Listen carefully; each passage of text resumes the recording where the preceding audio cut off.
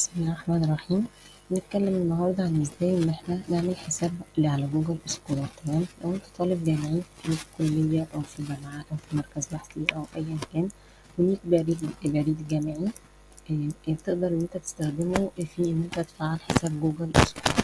حساب جوجل سكولار ده هتستفيد منه استفادة كبيرة جدا، في ازاي ان انت تدور على الابحاث وتوصل للابحاث بطريقة اسرع بكتير، وإن أنت تقدر تحفظها في طريق وتقدر تسترجعها وقت ما أنت عايز، وتقدر إن أنت تستخرج منها الcitation بأكتر من فورمات تستخدمه عن طريق برامج إدارة المراجع وهكذا.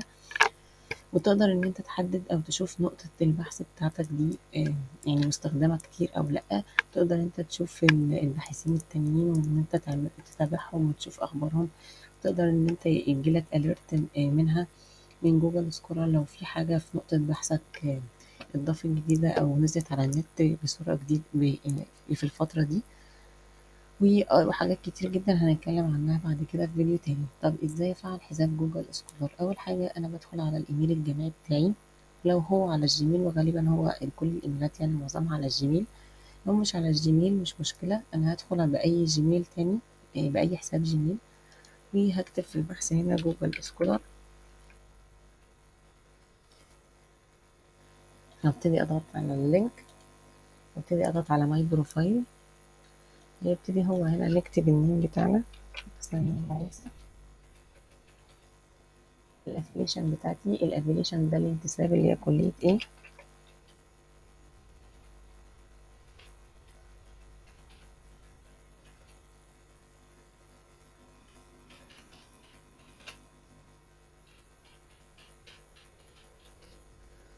الايميل بتاعي، وبعد كده الارياز اوف انترست، مجالات الاهتمام بتاعتي والهوم بيج لو انا ليا صفحة او ليا موقع ببتدي احطها هنا، بضغط نيكست.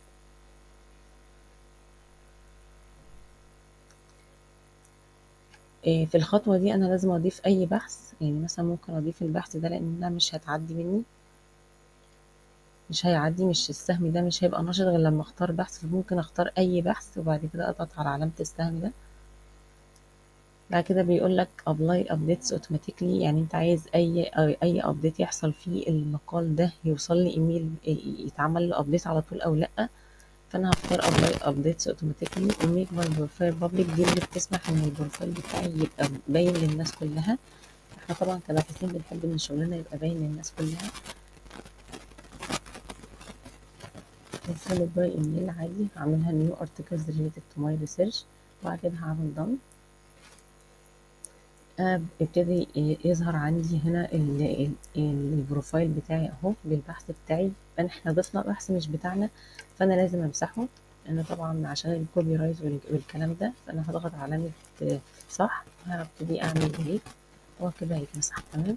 ابتدي بقى ان انا اضيف الابحاث بعد كده. دي بكل بساطة طريقة عمل جوجل سكولار. بعد كده هنتكلم مرة تانية ازاي ان احنا نستخدم جوجل سكولار بصورة اكتر تنظيم وضوح.